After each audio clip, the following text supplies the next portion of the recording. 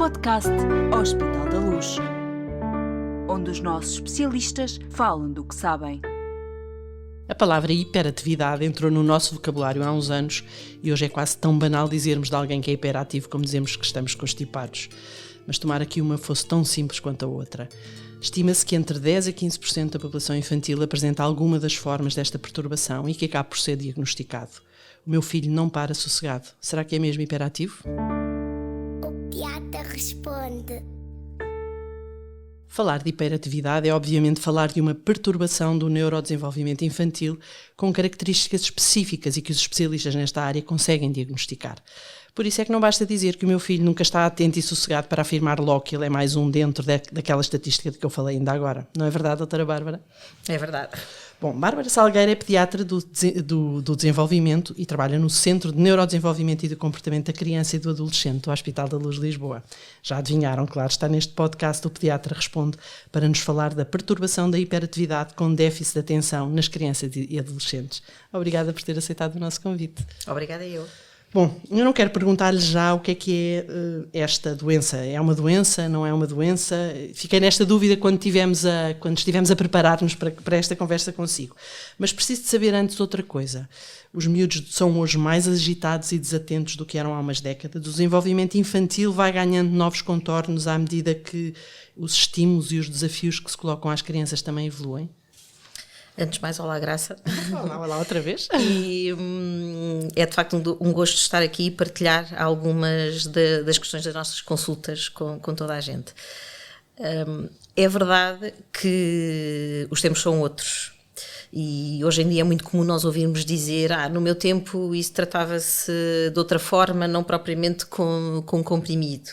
Portanto, já existia a hiperatividade e déficit de atenção, era uma perturbação do neurodesenvolvimento, não propriamente uma doença, é uma perturbação do neurodesenvolvimento. Pois, eu ia lhe perguntar isso mesmo, é uma doença, não é uma doença? É uma perturbação do neurodesenvolvimento que já existia, se calhar não se valorizavam alguns dos sintomas, os tempos também eram outros, as exigências, sobretudo do ponto de vista académico, eram completamente diferentes, os miúdos têm uma carga horária enorme atualmente.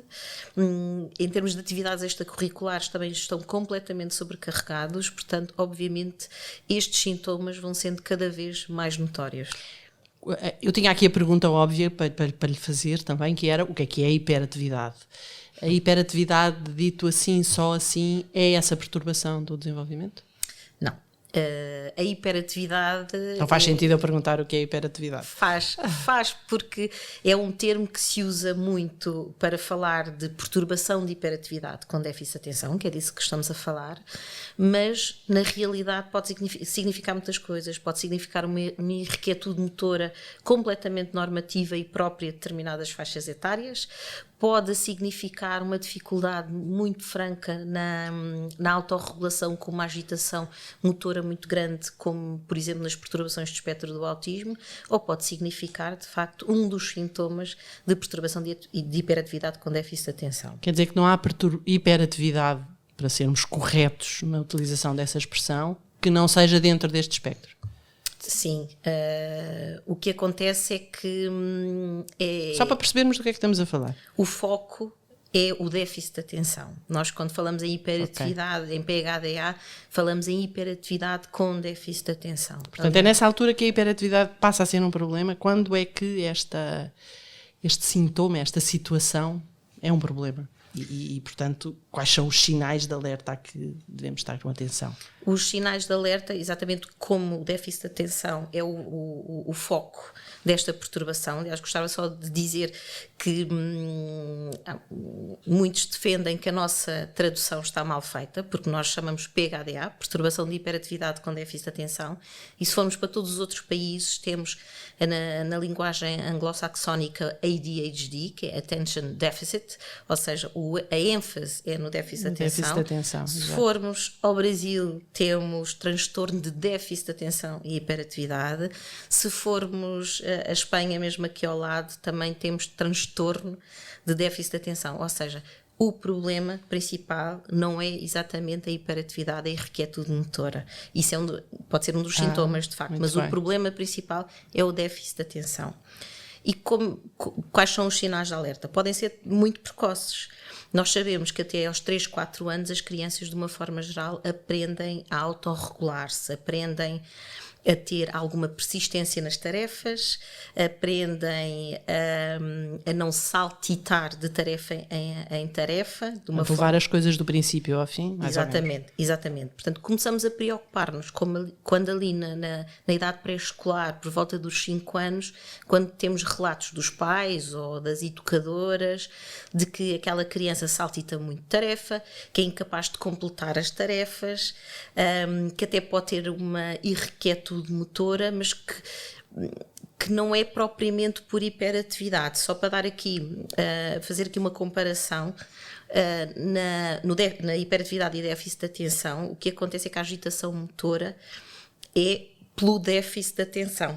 Portanto, como não estão atentos, mexem-se. Ou seja, vão saltitando de tarefa em tarefa. Okay. Uhum. Dá a sensação de uma irrequietude, mas isto é um saltitar com um intuito de aprendizagem, que não é completamente aleatório. Já na perturbação do espectro do autismo, por exemplo, temos também irrequietude, temos uma agitação motora, mas é completamente aleatória, sem um intuito de aprendizagem, sem um intuito de exploração real das tarefas.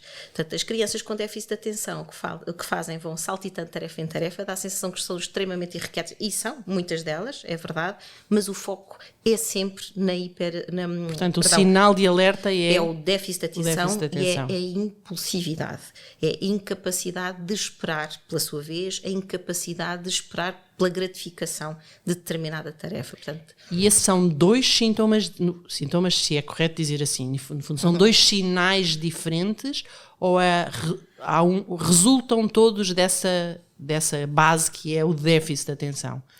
Não sei se fiz bem a pergunta. Sim, assim, temos o déficit de atenção e a impulsividade, okay, que são os principais motores para as dificuldades na hiperatividade e déficit de atenção, okay, e temos sobretudo 2 conjuntos de sintomas. Temos os sintomas de déficit de atenção e temos um grupo de sintomas de hiperatividade e de impulsividade. Portanto, também aqui no grupo de sintomas a hiperatividade nunca vem sozinha. Certo. Pode haver aqui uma mistura de sintomas. Há bocadinho disse que pode ser perceptível desde muito cedo.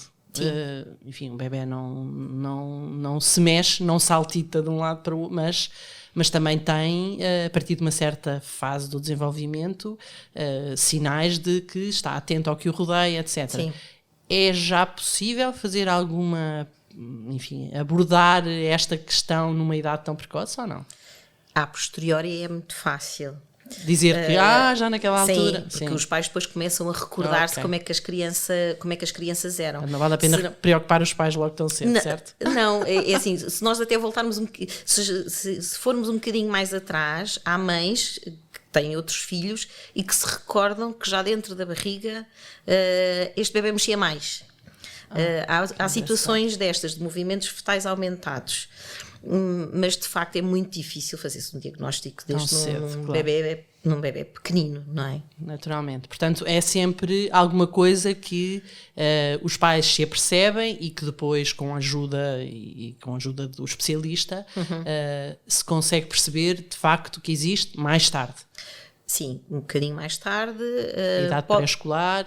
Idade pré-escolar, pode ser até em miúdos bastante pequeninos, entre os 2 e os 3 anos. Okay. Lá está pela irrequietude, às vezes são miúdos que até têm algum desfazamento na aquisição das competências linguísticas, portanto, os atrasos de linguagem que muitas vezes levam os pais à consulta. Portanto, muitas vezes os sinais estão mesmo lá muito precocemente. Ok, atrasos de linguagem, não capacidade de dizer sons, não é isso? Não é capacidade de dizer sons, okay, é mesmo dificuldade. Eu percebi que, enfim, da informação que partilhou connosco, e isto não sabia, eu não fazia ideia, que há diferenças no diagnóstico desta perturbação entre rapazes e raparigas. É mesmo assim? É assim, de uma forma geral, as perturbações de neurodesenvolvimento são mais frequentes no sexo masculino. Na hiperatividade e déficit de atenção, também é considerado que é mais frequente no sexo masculino relativamente ao feminino. Razão, já se percebeu porquê? Provavelmente tem a ver com fatores genéticos e biológicos, mas essa parte da etiologia e das causas, toda ela daria toda uma outra conversa, exatamente. O que acontece é que muitas vezes, cada vez mais se acha que se calhar a diferença de prevalência entre rapazes e raparigas desta situação não é tão grande. O que acontece é que os rapazes surgem na consulta muito mais precocemente, porque são mais agitados, são mais irrequietos, são mais impulsivos. As raparigas, de uma forma geral, não todas, obviamente, mas de uma forma geral surgem-nos mais tardiamente na consulta, porque são sossegadinhas, são distraídas, ficam no mundo delas, não chateiam ninguém, estão dentro da sala de aula, a professora até acha que são uns anjinhos porque não perturbam o funcionamento. E no entanto há ali um transtorno ou um déficit de atenção. E estão completamente no seu mundo, não aprendem o que a professora está a dizer, não tomam conta dos recados, nada, porque estão no seu mundo por estarem desatentas. Podemos também encontrar alguns sinais desta perturbação, por exemplo, no sono dos miúdos, na alimentação, ou na maneira como comem, ou no que comem, enfim. É várias coisas. Sim. Isso, lá está, também estamos a entrar um bocadinho dentro das comorbilidades. Okay. Ou seja, comorbilidades são situações que surgem em conjunto com a hiperatividade e déficit de atenção, okay, e que nós sabemos que a sua prevalência é superior em conjunto do que seria de forma isolada. E temos imensas comorbilidades com o déficit de atenção, e as perturbações de sono de facto são uma delas, tal como as perturbações da aprendizagem, como dislexia, disortografia, tal como as perturbações de ansiedade, todas elas, doenças psiquiátricas até idades mais tardias. É um mundo. Imagino. Perturbações do sono é não dormir bem, é dormir demais, é tudo isso, não? Dormir fora de horas? Pode ser tudo. Okay. Muitas vezes há inclusivamente uma parte comportamental de resistência a ir para a cama, são miúdos muitas vezes que resistem, não querem ir, que acham que dormir é aborrecido. Eu tenho muitos miúdos na consulta que dizem, mas dormir é uma perda de tempo, dormir é mesmo aborrecido, eu não preciso de dormir tantas horas. Tendo a concordar. Apesar de me saber bem dormir. É fácil diagnosticar, enfim, quando chegam à sua consulta já a situação é tão evidente que não há dúvidas. Não é fácil diagnosticar, mesmo diagnosticar formalmente, mesmo que os sinais estejam todos lá. Parece muito fácil, porque há cada vez mais diagnósticos de primeira consulta. Sim, eu imagino, deve haver imensos pais que chegam lá e dizem, o meu filho é hiperativo. Não há. Imensos. E não é. Imensos. Ou os professores que dizem o seu filho tem um problema, o seu filho é hiperativo, o seu filho é distraído, e não etc. É. Quer dizer, pode ser distraído, mas não é hiperativo no sentido da perturbação. Sim, pode não ser. Agora, é uma perturbação, ao contrário do que possa parecer, é de um diagnóstico muito difícil. Implica uma abordagem multidisciplinar, implica a colheita de uma história clínica muito cuidadosa, mas isso fazemos em todas as situações. Implica o conhecer o impacto dos sintomas nos vários contextos de vida da criança, portanto temos que ter informações dos pais, das escolas, das atividades extracurriculares, dos centros de estudo, etc. E muitas vezes isto tem que ser mesmo acompanhado de avaliações formais do desenvolvimento e com aplicação de escalas psicométricas, certo, e escalas padronizadas, porque só assim conseguimos fazer um diagnóstico formal. E como é que se trata? E cura-se? Era a pergunta que eu também queria fazer. Não se cura. Não se cura. É uma perturbação para a vida, é uma perturbação crónica. Existem dois tipos de abordagem que podem e devem ser usadas em conjunto. Temos a terapêutica farmacológica e temos a intervenção não farmacológica, que pode passar por intervenção em psicologia clínica, a educação especial e reabilitação, em psicomotricidade, psicologia educacional. Da importância etc. da equipa multidisciplinar, exatamente, como a que nós temos no Centro de Neurodesenvolvimento do Hospital da Luz. Exatamente. E a terapêutica farmacológica muitas vezes é aquilo que assusta mais os pais, apesar de ser extremamente segura. Parece que estes fármacos existem há meia dúzia de anos, mas na realidade são dos fármacos que têm mais anos de investigação. E, portanto, maior segurança. Que têm mais estudos. E de facto permitem-nos saber que tem um perfil de segurança que nos deixa usar com tranquilidade em crianças até pequenas, às vezes com 4, 5 anos podem usar este tipo de medicação. Mas é alguma coisa que tem que ser controlada com relativa regularidade, certo? Claro que sim, não é só medicar e já está, e agora Pronto. vão todos à sua vida. Não. Muitas vezes é necessário ajustes na terapêutica, há alturas que nós tentamos suspender, ajustamos a terapêutica de acordo com a intervenção e vice-versa, os horários. Por regra, quantas vezes é que um doente seu e a sua família vai à consulta, com que regularidade vai à sua consulta quando está diagnosticado e está a ser tratado? Quando já está diagnosticado e a ser tratado, muitas vezes vão, se estiverem controlados, vão de 6 em 6 meses, não justifica intervalos mais curtos. Numa fase inicial, obviamente, as consultas são menos espaçadas. A gestão disto, já falámos da escola, já falámos da família, a gestão destas situações nos contextos escolares, com os amigos da escola, no contexto das famílias, os avós podem acabar por não ter capacidade para tomar conta destas crianças como noutra situação poderia acontecer. Como é que se faz esta gestão? O que é que diz aos pais e às famílias quando estamos perante esta situação? Eles se calhar já passaram por já tiveram algumas experiências, não é? Mas que conselhos é que dá para esta gestão em família, para a gestão na escola, na turma, dentro da turma, no contexto dos amigos? Isto vai sempre depender, caso a caso, claro, não é? Mas caso a caso e de acordo com os sintomas que são preponderantes.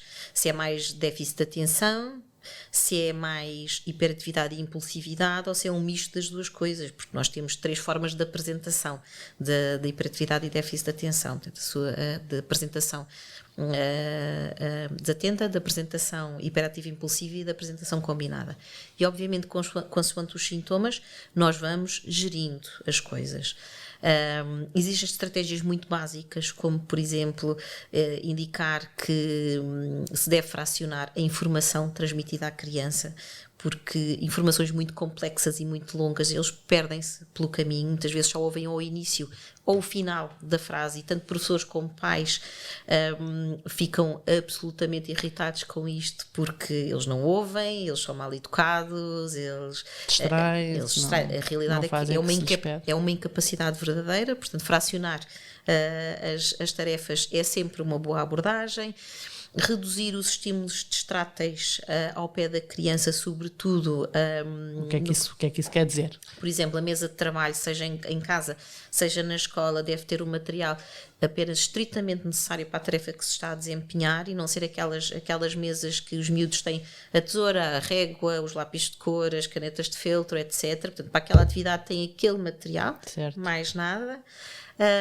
Portanto, há aqui uma série de estratégias que se vão usando. Nas situações mais sociais, mais de escola, mais... Sim, estas estratégias também se aplicam no contexto de escola, e obviamente há muitas medidas em termos escolares que se podem e devem aplicar, como poder ser dado mais tempo para a realização das provas, os professores estarem mais atentos se as crianças passam os sumários, os recados, etc. Portanto, uma série de estratégias.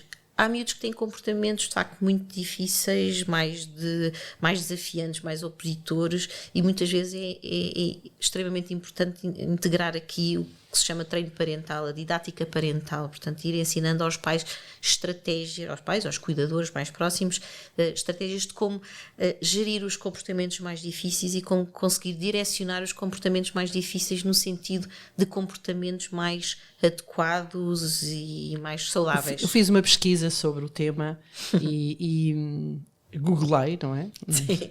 E retive uma fotografia, uma imagem que tinha um título por cima, Estratégia para Pais de como lidar com a perturbação, tal. E era uma criança sentada em cima de um móvel com o pai à frente e dizia a seguir, olhe nos olhos, tente que ele olhe nos olhos. Portanto, a criança no fundo estava ao nível do pai, sentada em cima de um móvel, e o pai não estava propriamente a bloqueá-lo com as mãos, uma de cada lado. Não sei se estão a ver a mesma imagem que eu, mas é uma imagem certa? O contacto ocular é fundamental, porque se os miúdos estiverem a olhar para nós, temos um bocadinho mais de certeza que eles estão atentos e estão focados naquilo que nós estamos a dizer, porque se não estiverem a fazer contacto ocular, podem perfeitamente estar a olhar para a televisão, para um livro, para um brinquedo, para a mosca que está a passar ao lado. Portanto, o contacto ocular sim é fundamental em muitas perturbações de neurodesenvolvimento. Eu tinha aqui esta pergunta, já falámos sobre ela, das estratégias para os pais. Há alguma coisa mais importante? E agora pais e avós também lhe tinha perguntado. Enfim, que possa listar, não diria listar, eu sei que não gostam, mas estratégias mais objetivas, aquilo que dizem efetivamente aos pais, aos avós, de como lidar com estas situações e de como enfrentar isto, uma vez que de repente ficam a saber, por exemplo, que não se cura e que isto pode ter todo um mundo de implicações para o resto das vidas das famílias e das crianças, não é? Sim, sobretudo das crianças, não é? Pois com impacto, obviamente, em tudo o que as rodeia. Nós começamos por desmistificar um bocadinho, em algumas situações é necessário fazê-lo, e começar por dizer: o seu filho não é mal educado, o seu filho não faz isto não é por não querer fazer, não é porque é preguiçoso, ele não faz ou faz determinadas coisas por uma verdadeira incapacidade. E nós temos que o respeitar. Não quer dizer... Isso é um alívio para os pais, normalmente? Para alguns sim, eu acho que outros... No fundo dá uma explicação à situação, não é? Sim, dá. Enquadra aquilo tudo que acontece. E eu acho que apazigua muitos pais no sentido de perceberem, se calhar a culpa não é minha. Certo. Eu não fiz alguma coisa de muito errada para estarmos aqui nesta situação. Portanto, começamos por apaziguar os pais, explicar isto, e então a partir daí vamos trabalhando e dando estratégias de como lidar.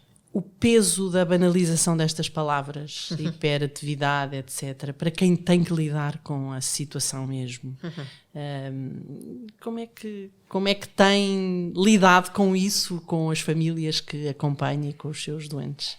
Porque na verdade hoje diz-te qualquer miúdo que se mexa que é hiperativo, e para quem tem de facto que lidar com uma situação de perturbação, de hiperatividade, isto às vezes até pode ser um bocadinho ofensivo, até. Ofensivo, não é? É até um bocadinho ofensivo, porque de facto banalizou-se tanto que hoje em dia basta uma criança de 3 anos dar 3 pulos de seguida que já é considerada hiperativa. E isto é uma perturbação que causa um impacto enorme na vida das crianças, um impacto enorme na vida das famílias, e que pode trazer consequências absolutamente desastrosas a médio e longo prazo em todas as áreas de vida. E para quem tem que lidar com isto todos os dias, com estas dificuldades enormes que sente no seu dia-a-dia, ouvir permanentemente: tu és preguiçoso, tu não queres, e isso é hiperatividade. Eu ouço ainda muitos pais a dizer isto: a hiperatividade no meu tempo resolvia-se com um chinelo. Portanto, ainda se ouve muito isto, e de facto está tão banalizado que se torna difícil explicar a algumas pessoas o que é, e que isto é realmente uma perturbação, que não é um mito urbano, que existem alterações biológicas, anatómicas. Há estudos em que os cérebros têm dimensões diferentes em determinadas áreas. Portanto, isto é algo que existe mesmo, e é muito difícil perceber. Eu não sei se reparou, mas voltámos quase ao princípio da conversa. Infelizmente, não vamos poder recomeçar tudo outra vez, porque eu tenho mais não sei quantas perguntas. Pronto, e nem teríamos tempo para estar aqui, o que significa que vai ter que me prometer que volta aos nossos podcasts para continuarmos a conversa sobre este tema, para continuar a esclarecer-nos. Obrigada, porque foi de facto muito esclarecedora. Obrigada. Mas infelizmente foi só o princípio. Bom, de qualquer maneira, Foi ótimo. Obrigada por ter vindo e obrigada a todos os que nos ouvem e seguem neste podcast Hospital da Luz. O programa O Pediatra Responde volta em breve com novos episódios. Siga o podcast Hospital da Luz e subscreva todos os nossos programas na sua plataforma preferida. Nós estamos em todas.